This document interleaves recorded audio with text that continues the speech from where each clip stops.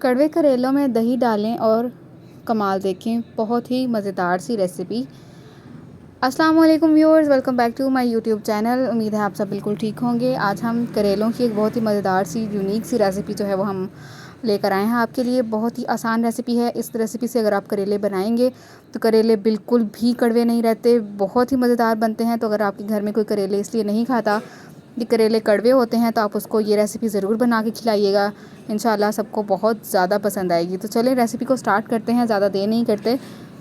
सबसे पहले हमने क्या कर लिया है कि जो चिकन है वो हमने ऑलमोस्ट 1 पाव सिर्फ लिया है और उसको हमने जो है वो बॉईल करने के लिए पानी में डाल के तो रख दिया था। उसमें हमने 1 से 2 चुटकियाँ जो है वो नमक की भी डाल दी थी, इससे ज़्यादा नमक ऐड नहीं किया था। और इसको जो है हमने बॉईल होने के लिए रख दिया था। इसको कम्प्लीटली जो है वो हमने बॉईल कर लेना है। साथ ही हमने ले ली है एक कढ़ाई और उसमें हमने ऑलमोस्ट हाफ़ कप जो है वो कुकिंग ऑयल का ऐड कर देना है।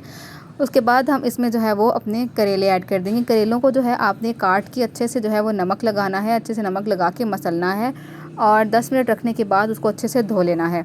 अगर आप ये कर लेंगे तो जो आपके करेले हैं उसकी कड़वाहट जो है 70 to 80% जो है वो बिल्कुल ख़त्म हो जाएगी। जो उसकी जितनी भी कड़वाहट होगी वो नमक की वजह से बिल्कुल जो है वो बाहर निकल जाएगी। इसको अब आपने बिल्कुल लो मीडियम से फ्लेम पे जो है वो फ्राई करना है। अगर आप इसको हाई फ्लेम पे फ्राई करेंगे तो ये होगा कि ये जो है फ्राई तो हो जाएंगे लेकिन इनकी कड़वाहट जो है वो ख़त्म नहीं होगी और ना ही ये अच्छे से पकेंगे। तो आप लोग इसलिए मीडियम फ्लेम तक इसको जो है इस तरह से गोल्डन ब्राउन होने तक फ्राई कर लेंगे। उसके बाद हमने जी इनमें डाल दिया है ऑलमोस्ट आधा किलो जो है वो प्याज, उनको हमने बारीक काट के इसमें शामिल कर दिया है। क्योंकि जो करेले हैं उसमें जितने करेले हों उससे उतने ही जो है वो प्याज भी हम लोग शामिल करते हैं। तो जो प्याज है हमने आधा किलो इसमें बारीक कटे हुए जो है वो शामिल कर दिए हैं और अब हमने इसको जो है इसके साथ ही जो है वो पका लेना है। आपकी मर्ज़ी है, आप प्याज डालने से पहले जो है जो करेले जिनको ब्राउन किया हुआ था उनको आप बाहर निकाल लें और जो जब आपके प्याज जो हैं वो अच्छे से सॉफ्ट हो जाएँ तो उसके बाद शामिल कर लें। It's totally up to you. लेकिन अगर आप इस तरह से भी करते हैं तो भी कोई मसला नहीं रहता।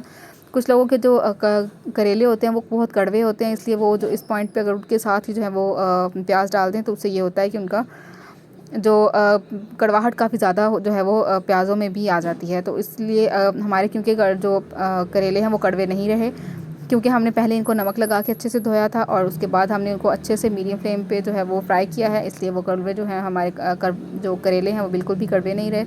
इसलिए हमने साथ ही जो है अपने प्याज भी ऐड कर दिए हैं और उसके बाद हमने दम दे दिया था 4 से 5 मिनट के लिए बिल्कुल स्लो फ्लेम पे, ताकि जो प्याज हैं वो काफ़ी हद तक सॉफ्ट हो जाएँ।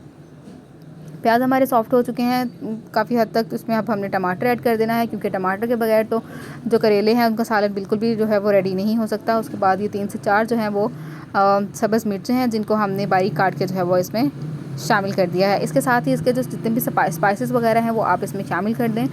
आपकी मर्ज़ी है, जितनी जितनी मिकदार में आपके पास सारा कुछ हो, सारे आपके प्याज और करेले हों उस हिसाब से आप नमक मिर्चें वगैरह डालेंगे। हमने आधा चम्मच नमक लिया है, आधा चम्मच ही इसमें हमने चिली फ्लेक्स शामिल कर दिए हैं।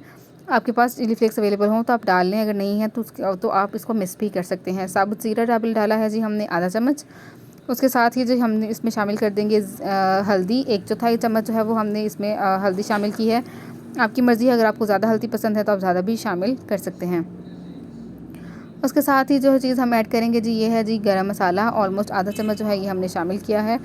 उसके बाद ये है जी सूखा धनिया का पाउडर, ये भी हमने आधा चम्मच जो है वो शामिल कर दिया है इसमें। और उसके बाद जो है वो हम इसमें शामिल कर देंगे कौरमा मसाला, वो हम इसमें शामिल करेंगे जी बिल्कुल आधा चम्मच। और उसकी सारा चीज़ें शामिल करने के बाद हमने अच्छे तरीके से जो है इसको मिक्सअप कर लेना है और इसको जो है हमने थोड़ी देर के लिए फ्राई कर लेना है, ताकि जो भी मसाला जात हमने इसमें शामिल किए हैं वो फ्राई हो जाए। हमने सिर्फ चिली फ्लेक्स थोड़े से शामिल किए हैं, रेड चिली इसमें शामिल नहीं की, क्योंकि हमने ये जो हम सालन बनाने जा रहे हैं ये इसमें हम लोग सिर्फ सब्ज़ मिर्चों का इस्तेमाल कर रहे हैं। अगर आपके पास सब्ज़ मिर्चें अवेलेबल ना हो तो आप सब्ज़ मिर्चों की जगह पे जो है वो सुर्ख मिर्चें भी शामिल कर सकते हैं। थोड़ी देर फ्राई करने के बाद दोबारा से जो है हम इसको दम पे रख देंगे, ताकि जो हमारे प्याज हैं और हमने अभी टमाटर मिर्चें वगैरह ऐड की हैं वो भी जो है मज़ीद जो है वो सॉफ्ट हो जाएं। मीनवाइल जो हमने चिकन बॉईल किया हुआ था उसको अच्छे तरीके से इस तरह से जो है वो अपने श्रेड कर लेना है। बिल्कुल बारीक करने की ज़रूरत नहीं है, इसको थोड़ा सा मोटा ही रखेंगे ताकि जो है वो हमें नज़र तो आए कि हमने चिकन भी जो है वो इसमें शामिल किया हुआ है। बिल्कुल बारीक इसको बिल्कुल भी नहीं करना, सिर्फ मकसद ये है कि हड्डियाँ जो हैं वो हम इसमें से जो है वो अलग कर लें, अदरवाइज़ इसको श्रेड करना हमारा मकसद नहीं है। उसके बाद जो है वो हमने जो दम है उसको हटा देना है। हमारा जो टमाटर हैं और मिर्चें और प्याज सब कुछ जो है वो ऑलमोस्ट सॉफ्ट बिल्कुल हो चुका है, गल चुका है। तो अब हमने जो है इसको चेक कर लेना है कि अगर गल गया है, अगर गला हुआ नहीं होगा तो आप इस पॉइंट पे जो है इसको दोबारा से चम्मच हिला के दम दे देंगे, ताकि जो उसमें थोड़ी बहुत कमी बेशी रह गई है वो भी जो है वो कवर हो जाए। अब इसको जो है वो हमने थोड़ी देर के लिए जो है वो भून लेना है, ताकि जो प्याज हैं वो अच्छे तरीके से जो है उनकी भुनाई हो सके। और जो हमारे करेले हैं वो तो पहले से ही भुने जा चुके हैं। तो उसके साथ ही हम जो है इसमें शामिल कर देंगे अपना जो चिकन है, जिसको हमने जो है वो हड्डियाँ अलग की थी, और जो श्रेडेड चिकन था हड्डियाँ भी हमने इसमें शामिल कर दी हैं। आपकी मर्ज़ी, आप इसको अलग भी कर सकते हैं, हमने वैसे वो भी शामिल कर दी हैं। और इसको फ्राई कर लेंगे, ताकि जो चिकन हमने ऐड किया है वो भी साथ में ही जो है वो फ्राई होता जाए। अब आपने इसको तब तक पकाना है जब तक कि आपको अच्छी सी खुशबू जो है वो ना आने लग जाए, और जब तक आपको ये ना फील हो कि जो आपने चिकन ऐड किया था वो भी अच्छे से भुन गया है, और आपके जो प्याज वगैरह हैं हर चीज़ बिल्कुल गल चुकी हो और अच्छे से जो है वो घी छोड़ना शुरू कर दे। तो तब तक जो है आपने इसको पकाते रहना है। साथ में थोड़ी थोड़ी देर के लिए दम भी दे देंगे, ताकि जो भी कमी पेशी रह गई है वो हमारी जो है वो कवर हो जाए, और हमारी जो भी चीज़ अगर गली हुई नहीं है तो वो भी जो है वो गल जाए। और जो दम है वो हमेशा लो फ्लेम पे देंगे, ताकि जो है वो जो हांडी है हमारी वो नीचे लगना ना शुरू हो जाए। हमने 3 से 4 जो है वो सब्ज़ मिर्चें साबुत भी शामिल की हैं, और उसके बाद ही हमारी हांडी जो है वो बिल्कुल तैयार हो चुकी है। आप देख सकते हैं कि जो ऑयल है वो बिल्कुल छोड़ चुकी है हांडी। तो हमारा जो करेलों का मज़ेदार सा सालन है वो बिल्कुल तैयार हो चुका है। तो हम लोग मज़ीद इसको जो है वो 1 से 2 मिनट तक फ्राई करेंगे, और उसके बाद हम इसको जो है वो गार्निश करके गरम-गरम पेश करेंगे। हमें अब इसको मज़ीद फ्राई करने की ज़रूरत नहीं है, क्योंकि ये बिल्कुल जो है वो तैयार हो चुका है, घी छोड़ चुका है। अब आपकी मर्ज़ी है आपने इसको किस चीज़ से गार्निश करना है। हम लोग सिर्फ जो बारीक कटी हुई सब्ज़ मिर्चें हैं उसके ज़रिए जो है इसको गार्निश करेंगे।